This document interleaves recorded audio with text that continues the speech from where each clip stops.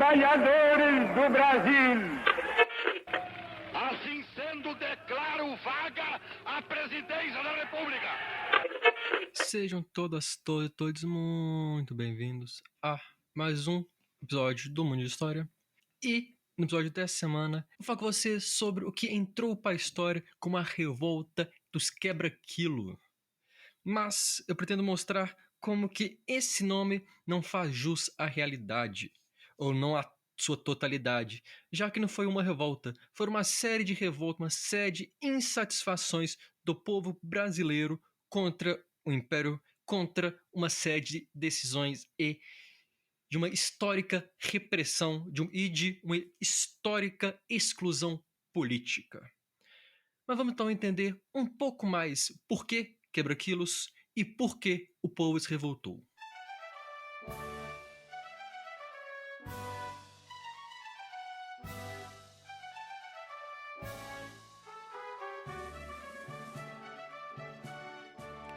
Para começar, nós temos que voltar lá no fim do século XVIII, mais precisamente na França revolucionária, quando surgiram pela primeira vez as ideias de definir o metro, o quilo e o litro e outras unidades de medida que ainda usamos até os dias de hoje.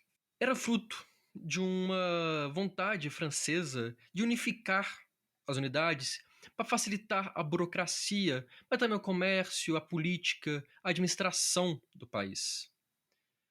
O metro surge sendo equivalente a 1/10 de milionésimo da distância entre o Polo Norte e o Equador. Dois franceses, Delambre e Méchain, responsáveis pela medida, fizeram todos os cálculos e, por incrível que pareça, os cálculos feitos no século XVIII erraram por 0,2 milímetro o tamanho de um metro. Isso foi incrível. Ao longo do tempo, a definição da medida foi mudando e hoje 1 metro é definido de acordo com a velocidade da luz, de gás e em certo ambiente. Então, muda, mas continua sendo 100 centímetros. Com a consolidação do metro veio o litro. Em 1789, os franceses definiram 1 litro como um volume contido em 1 decímetro cúbico. Então, 1 cubo de 1 por 1 por 1 de decímetro, que dá mais ou menos 0,001 metro cúbico. Já o quilo era justamente o peso de 1 litro de água em 1 decímetro cúbico, sendo posteriormente determinado com base em um cilindro de platina e irídio. Eu coloco isso só para mostrar a origem de toda essa questão e também como mostrar que apesar de mudanças ao longo dos séculos, a base se manteve a mesma. E no Brasil não seria diferente. Essas novas unidades medidas francesas, chegariam aqui e foi com a Lei 1157 de junho de 1862 que se adotou o sistema métrico francês. A lei foi passada e aprovada, mas ela só foi oficializada em 1872 com um decreto. Decreto esse que mantinha a lei, mantinha inclusive punições para quem não seguisse, quem não se adaptasse aos novas unidades, punições indo desde multas até mesmo passar 10 dias presos. Então, assim, uma pessoa que usasse metro no lugar de braça, ou quilo no lugar do quintal, que são unidades da época, o braço sendo 2,2 metros e quintal mais ou menos 58 quilos, essa pessoa poderia ser presa por 10 dias. Prisão por não usar metro, ou quilo, ou litro e por aí vai. A mesma lei criou ainda o cargo de aferidor, o responsável por conferir os pesos e medidas, que iria determinar que aquele peso de 1 quilo que o comerciante está usando é de 1 quilo, que a jarra é de 1 litro, mas isso revoltou a população. Em 1874, a população da Paraíba, mais presente ali em Campina Grande, mas tiver também outras cidades, se revoltou contra a obrigação do uso do quilo. Inclusive, as pessoas eram obrigadas a pagar pelos próprios pesos e balanças. Quem vendia? O governo. A população, porém, não estava revoltada apenas com o quilo, o litro e o metro. A população se encontrava revoltada pelo aumento de impostos durante uma grave crise econômica causada pela queda das exportações de algodão e do açúcar. Uma crise financeira prejudicava o comércio, prejudicava a economia do Nordeste e o Estado aumentava a cobrança de impostos. Pra vocês terem uma noção, os comerciantes nas feiras tinham de pagar imposto pela venda de seus produtos e de forma que muitas vezes tinham prejuízo e até mesmo para colocar seus sacos, sei lá, vamos botar saco de mandioca no chão, tinha que pagar imposto. E quando essa pessoa, esse comerciante, trocasse de lugar, ao colocar o saco no chão novamente, pagava mais uma vez o mesmo imposto. Então era uma revolta, não contra o peso, mas uma revolta das camadas mais baixas das sociedades, apoiadas pelo dono de terra e até mesmo pelo clero, contra um governo que, para eles, estava querendo ter vantagens sobre a empobrecida população. Eu não estou aqui dizendo que a população não entendia o que era o metro, o litro, o quilo. Entendia. Mas para a população, quando o governo passava a impor isso e vender os pesos, oferecer cargos de fiscalização, vender moldes, o governo estaria tirando vantagem da população, que era algo histórico. Historicamente, o governo do Império, o governo mais elitistas como um todo, tentam tirar sempre vantagem da população mais humilde, da população mais pobre. E era isso que Isaac Chaves está acontecendo.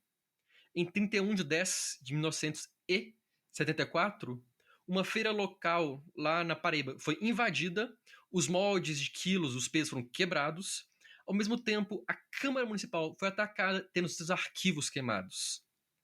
A revolta se espalhou para Pernambuco, Rio Grande do Norte, Alagoas, se tornando algo mais generalizado.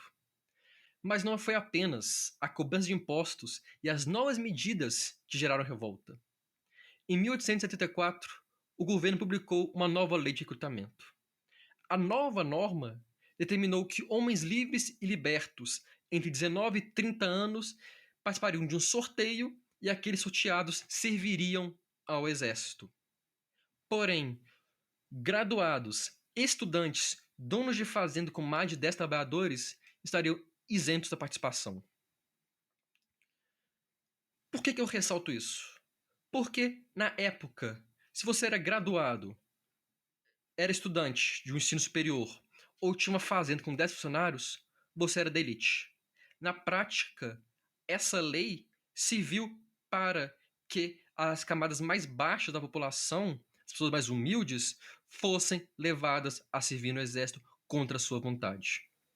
Pra você ter uma noção, existia ainda junto de tudo isso o cargo de recrutadores, que eram responsáveis por selecionar algumas pessoas para servirem. Constantemente, esses recrutadores usavam seus poderes para recrutar, abre aspas, pessoas desprestigiadas social e economicamente, fecha aspas, ressaltando como eram as pessoas pobres, mais humildes, sem instrução, que já trabalhavam horrores, que eram obrigadas a servir, e não o patrão, não o dono de terra, não o filho do dono de terra, eram as pessoas pobres. Nesse momento, surgiu um movimento chamado rasguelistas, encabeçado inclusive por mulheres, no qual as pessoas iam nas portas das igrejas onde estavam coladas as listas com quem iriam servir e as rasgavam. Elas não queriam seus parentes, homens, seus pais, irmãos, maridos, se vissem ao exército. Mas tinha uma questão. As mulheres pegas tinham a pena branda. Os homens pegos rasgando as listas eram punidos com alistamento militar. A revolta quebra-quilo não foi uma revolta. As punições por quem participou de tudo isso eram ser obrigados a ressarcir a destruição dos pesos e até mesmo torturas públicas, onde os presos eram vestidos com coletes de couro cru pequenos e eram encharcados. O couro encolhia e as pessoas praticamente asfixiavam. Não morriam, mas eram asfixiadas, eram torturadas. E os militares enviados pelo governo para reprimir de forma extremamente violenta, esses movimentos também praticavam uma série de abusos sexuais, principalmente contra mulheres. A revolta quebra-quilo é um nome que pode ser dado, então, não apenas para uma revolta, mas para toda essa revolta, todos esses conjuntos de insatisfações que eu coloquei aqui contra o governo imperial da época. E vale ressaltar que a revolta teve sim seu espaço de violência, mas a repressão que os governos fizeram, como a própria Luana Lime em seu TCC coloca, foi desproporcional.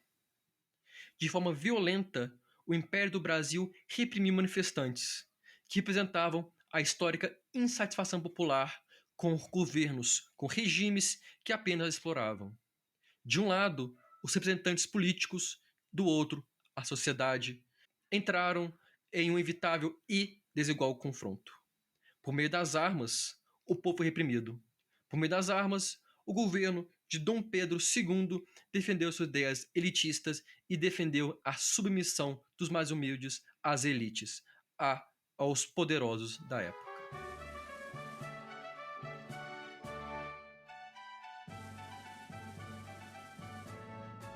Eu agradeço a todo mundo que escutou o episódio até aqui. Espero ter gostado, espero ter achado o tema interessante. Eu convido vocês que nos escutam a nos seguir no Instagram, Facebook, Twitter e Blue Sky, nas páginas Mundo de História. Por lá você estará sempre por dentro de quando um novo episódio for publicado e também quando acontecer algum problema, algum imprevisto ou apenas algumas comunicações. No nosso Instagram você encontra ainda um link do nosso Catarse para você que tem interesse e condições financiar o nosso podcast e ajudar a manter ele no ar. Mas você também pode nos ajudar e muito compartilhando esse e outros episódios com seus colegas, familiares, amigos, amigas, parentes, qualquer um que você acha que pode gostar desse tema ou de outros temas no geral. No mais, muito obrigado a todo mundo que assistiu o episódio estar aqui. Vejo todos vocês na próxima semana. Um grande abraço e até lá.